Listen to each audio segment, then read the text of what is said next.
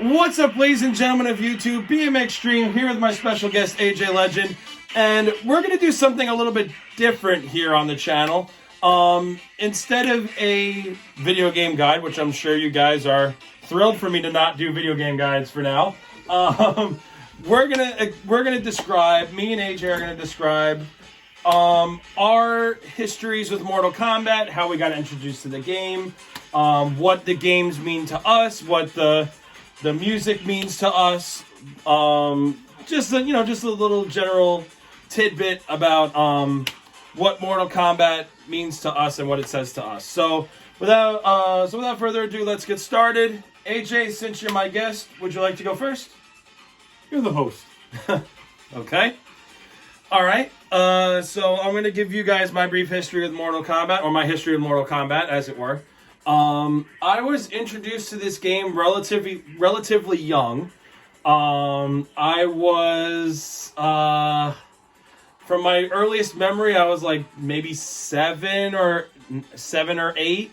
I went over to a friend of mine and my brother's house, and we played Mortal Kombat, and I remember at the time it being very violent because of the blood and the guts and the decapitations and fatalities and whatnot. But as the game went on, as we were watching, we became more and more enthralled with it, and we really loved it. And then, took a break from it for a while, and life happens. And then I got older and I got reintroduced to it through my good friend AJ here. I got reintroduced to Mortal Kombat, and it's actually now one of my favorite game series that I like to play. I love the characters in it. I love the backstories, the individual backstories for every character. I love the fighting styles. I love the move sets. I love the process that goes into making these games and movies and all this stuff related to Mortal Kombat. I absolutely love now. I've proudly played I can proudly say that I've played every Mortal Kombat. It took me a while to get there, but, I did it, and honestly, I'm so glad I did it, because I love this game series so much.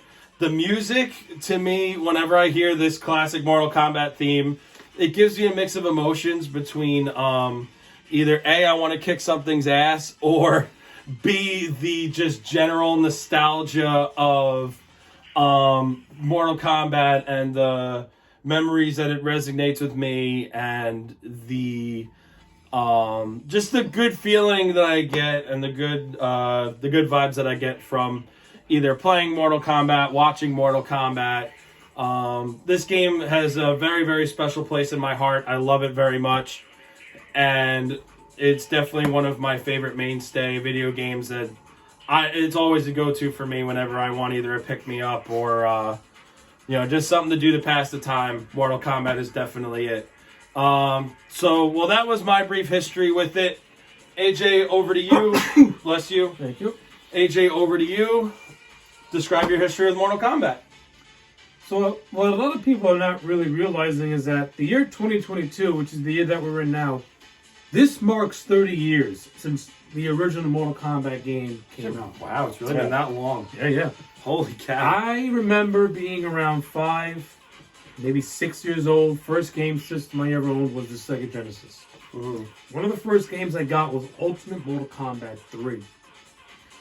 I remember putting that game on and just instantly being a fan. Yeah. It wasn't really the violence that got my attention. It was the colorful characters. Mortal Kombat to me is basically comic books. Mortal Kombat is basically the lore is straight out of superhero fiction.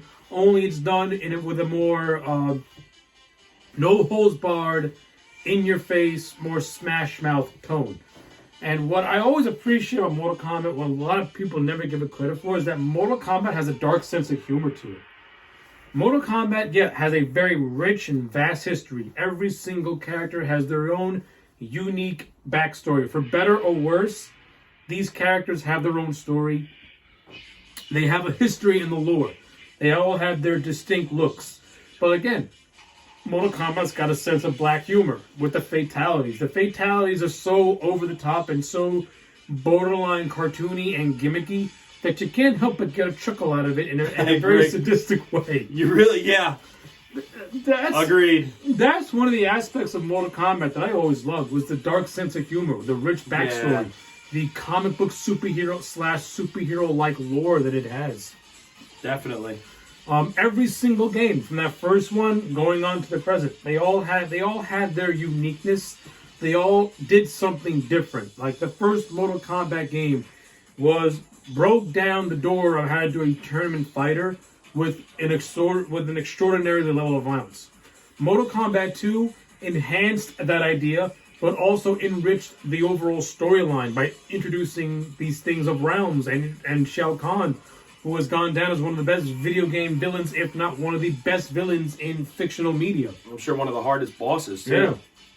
And then you get Mortal Kombat 2, Then you get Mortal Kombat 3, which upped the ante a lot in terms of graphics. And up to that point, Mortal Kombat 3 was like they pioneered when it came to graphics. Yeah. You know, then you get the transition to the 3D era of Mortal Kombat 4 with Deadly Alliance, Deception, and Armageddon. No, those 4 games, you know, you're either gonna like them or you're gonna hate them. That's when Mortal Kombat was going into different directions. Yeah. Those games are highly criticized. Me personally, I enjoy them. Me too. I still enjoy Mortal Kombat 4. I'll pop it in my Dreamcast, the Gold Edition, of course, and I'll play it every now and then. Yeah. Deadly Alliance, I never hated that game. I actually liked it upon release, but it's not really all that great. No. Like, for me personally, Deception is a fantastic game. Yeah. Take away the jokiness of the Conquest mode and stuff like that. The voiceover acting. Yeah. There's something about Deception, just as a fighting game, that it's just a really good fighting game. And the fact that it did a lot of experimentation, like with Mortal Kombat chess and with like Tetris Mortal Kombat. Yeah. Like it brought some fun elements into the Mortal Kombat lore. I think, in my opinion, also it was the best Conquest mode that you had. Because, think about it, like, I'm sure a lot of you have played Mortal Kombat Deception. Well, yeah, up to that point, Mortal Kombat never had anything related to a story mode. No. Like, this was the first one that had it. Yeah, this was the first game that had an actual, and I gotta say, for Deception in general, I think this was my favorite Conquest mode because of the concept of it, because it was an open world RPG where you can finally go in and you can finally be like, gee, I wonder what Chaos Realm looked like. I wonder what freaking Order Realm looked like. I wonder what these other realms looked like, because in all the other Mortal Kombat games, here and there, you were either exposed to, for the most part, Earth Realm or Outworld. And another realm. And another realm. We never really saw anything outside of that. You never saw anything outside. That's why Deception did a really good job at expanding that lore. Like, okay, we already know about Adenia. We know about Earth Realm, Outworld, and Netherrealm. But now we have these other realms. We have the Chaos Realm. Yep. We have the Order Realm. Yeah. Now we can explore these different parts of the Mortal Kombat universe and see more characters with their own unique quirks. Yeah. We see how each realm is run in very different ways. They have their own specific set of rules. Order Realm, the realm of Sato. That's the realm of order of law and order. Yep. But what makes that stand out is follow the rules or you will be punished. Yeah. It's done. It's a tyrannical estate. Yeah. And then you go to the Order Realm. Then you go to the Chaos Realm, and it's the exact antithesis of the Order Realm. Yeah. But what makes it what makes it interesting is that the Chaos Realm is presented more or less as like the anti-heroes, while the Order Realm more or less is presented more or less as the villains, because they want to handicap what you can do. Now, of course, in the overall lore, they never really expanded upon that interesting concept. But the fact that it exists, it's cool. It's interesting. Yeah. And fans can put their own theories together as to what they prefer. Of course. That's what I like about Mortal Kombat. It's very flexible. Yep. It's very flexible. And it's definitely another thing I like about Mortal Kombat is you can have as many discussions about Mortal Kombat as you want. No one person will have the same opinion about Mortal Kombat as the other.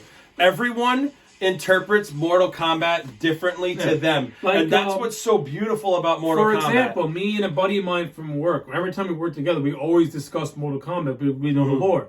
And he and I discuss like the most powerful Mortal Kombat characters and how they're very underutilized. Yeah. For example, I'm a big fan of the character of Ermac. If you actually peel back the onion, Ermac is fused from some of the greatest warriors ever, and yet he gets jobbed out a lot. Yet realistically, he should be one of the most powerful warriors in the entire Mortal Kombat lore. He should be either more powerful or as powerful as Shao Kahn. And he should be very hard. And he should be very hard to beat. Yeah. But he's not. But that's an example of a conversation you can have with Mortal Kombat.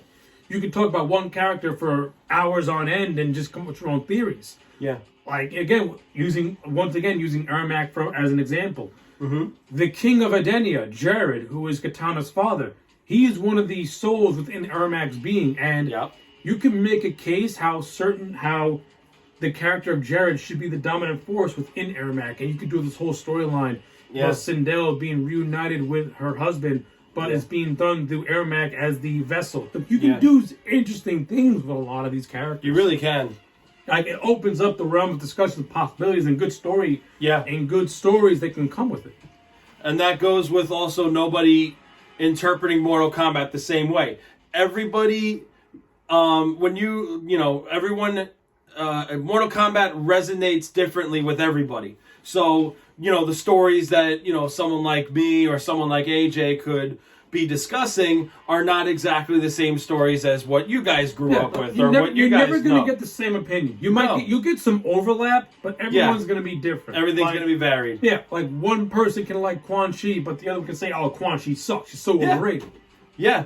So it does open up for debates, but friendly debates. Nothing to the point where it's like you're actually going to fight in Mortal Kombat or anything like that.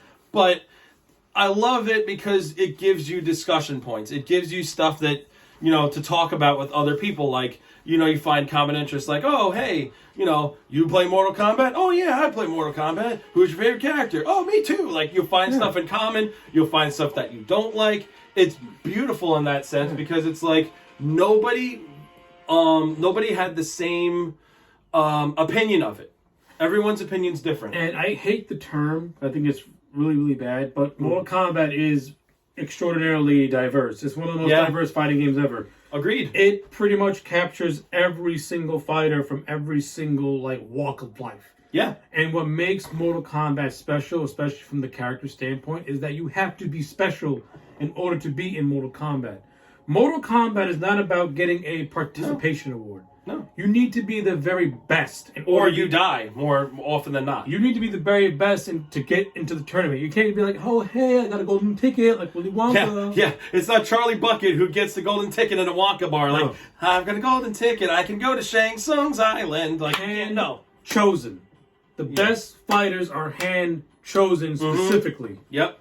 Not by random acts of fate. They're specifically hand-chosen. Yep. If you can't be in the Mortal Kombat tournament, you shouldn't be allowed to be in that tournament. They're predetermined. Yeah, if you're not that good to be in the tournament, you shouldn't be. And that's what Mortal Kombat does. I mean, a lot of people will probably be like, "Oh, that's harsh. Why can't everybody participate in the Mortal Kombat tournament?" Because we just said it takes away from the specialness of it. Yes, it takes away from the specialness. Not necessarily the mystique or the allure either. No, it does take away from the mystique. Okay, because the whole mystique of the Mortal Kombat tournament is that it attracts the very best. True. If you allow every single person to go in there, then it loses the appeal. That's true. Oh, it does kind of turn into like we only take the best. It starts off. We only take the best and the brightest and the most strong and the most powerful, and they can do this and they can do that. Because then you're turning it into a participation award, and it loses the meaning. Yeah, I'm sorry, in America, we've done that to sports now. Everybody is like, it used to be when people were younger, growing up, whatever, 60s, whatever, they would be like competition instills like bravery and discipline and whatnot. And now it's become, oh, you've tried. Here you go. Here's your participation trophy. No, it's not how it works. It's not how it works in life, and it's not how it works in Mortal Kombat. Especially in Mortal Kombat lore, that's definitely not how it works, and that's definitely how it should never work. No, because if it was for participation trophy, then APEP would have been one of the chosen fighters in Mortal Kombat. Like, if that's how it actually worked, then APEP would have been allowed to join the fucking tournament. Jesus Christ. But the point being is I love it for its uniqueness, its mystique, its aura. It's something that, and I'm going to go out on a limb here, and if you agree with me, say so and let them know. I think it's a game that for the most part is universally loved by almost everybody that you talk to. I mean, you're going to have some people that don't like it, but usually nobody really has a very strong bad word to say about Mortal Kombat. That's true. Like, you'll usually find somebody who's, let's say somebody does hate Mortal Kombat, you'll find that they're at least civil about it. Like, oh, Mortal Kombat's not really for me. No, they'll say it's not for them, but then they'll always mention. But I do like that one guy. I like that Scorpion guy. That Scorpion guy is cool as shit. Yeah, which is why there's always some sort of a common point, or That just goes to the longevity of Mortal Kombat. That goes to the richness of the lore. And that's one of the many reasons why I've been a fan for the near 30 years I've been a fan, is because Mortal Kombat always keeps my interest. It always keeps my Agreed. attention. The lore is so rich that I just want to know more about it. Yeah. Which is why, honestly, playing through these games, even the modern ones, I like the modern Mortal Kombat games because Mortal Kombat 9 was basically a retelling of Mortal Kombat's 1 through 3, which, for someone like me who went a big majority of his life without really knowing the the actual history of Mortal Kombat, for me, Mortal Kombat 9 was actually a godsend because it actually reintroduced me to Mortal Kombat's 1 through 3, which I didn't even know existed outside of when I learned of the arcade mode when I was a kid. But that's how I was introduced to it. That was the primary goal for the Mortal Kombat 9 game. It was to reintroduce Mortal Kombat to new players. Yes. So without having to go through the hassle of trying to cram so much lore, they said, let's do in continuity, soft reboots, so that way new players can come in and they can learn about these characters as it goes along. Exactly, and honestly, I applaud them for doing so. Now, I got my opinions on the reboot series, and I would handle certain legacy characters, but overall, for new players, it's a good introduction. Yeah. And it makes them want to go back to those old games.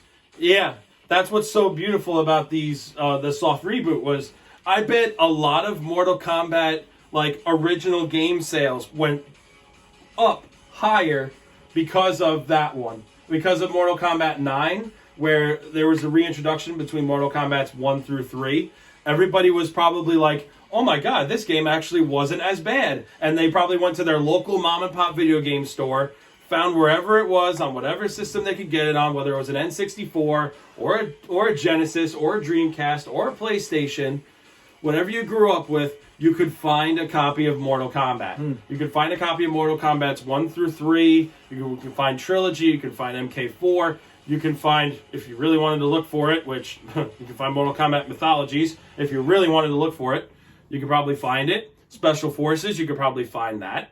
But Mortal Kombat 9, I think, helped their market so much because now you're getting, like you say, new players wanting to rediscover these old games, which I think is an amazing thing, and I'm all for it. And for me, Mortal Kombat is much more to the games because, number one, I love that original 1995 movie. I saw that bitch in theaters.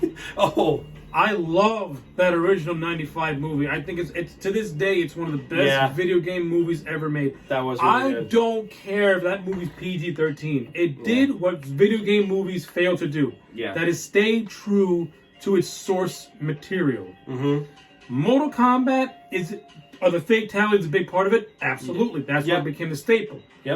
But what made Mortal Kombat interesting wasn't the fatality. It was the expanded lore that kept going from game to game. And the first movie stayed true to that. It did. Annihilation, maybe not, but MK1 The two animated movies that came out in the last couple of years, I enjoyed those movies, the Battle of the Realms movies. I have my qualms with them, especially the second movie, the second animated movie, Battle of the Realms. I'm sorry, But overall, I did like it. And the 2021 movie, I have a lot of thoughts on that. I think it's inferior to the 95 movie, but I like it for different reasons. Right. But that's again, like we've been saying, that's the beautiful thing about Mortal Kombat. What some people like about Mortal Kombat is not necessarily what others do. But instead of having this heated argument and sometimes fist fight about it or whatever, about a different topic, you can discuss Mortal Kombat, and generally you won't have like somebody being like, well, I like this for this reason. You'll never get somebody be like, no, I hate you, bam, and try and punch you in the face. No, it's usually, okay, maybe I don't like this, but I like this certain element, or I like this certain factoid, or I like this certain thing. So Mortal Kombat is always going to be discussed. And I think for me, or I think in my opinion anyway, for the most part, it's always going to be discussed positively. I don't think there's really any bad things you can say about like the Mortal Kombat games, movies, comic books, lore, whatever. Maybe, maybe some things resonated more with other people than maybe, you or I. But, it's just fun. Yeah. The games are just fun. Exactly. That's my final thoughts. The games, they're just fun. To this day, they'll always be fun. The games are fun. The games are fun. They're nostalgic. The movies are fun. They're nostalgic. I'm sure if you read the comic books, they're fun and nostalgic. All around, our final thoughts, all around, this was a very fun series, full of nostalgia, full of great memories, and listen, I'll always be there. I'll always be there on release day to get that new game. No Me too. What. I'll always be there. Oh, I will be right there with him. As long as they keep making Mortal Kombat games, I'll be picking it up the day of release. I agree. Ladies and gentlemen, those are our thoughts and history with the Mortal Kombat games, movies, comic books. Feel free to share your opinions in the comment section below. Like, comment, and subscribe to this video. If you haven't done so already, like, comment, and subscribe to the BMX Stream YouTube channel. And like, comment, and subscribe to AJ Legends YouTube channel. And I only got 2 words for you. Get over here!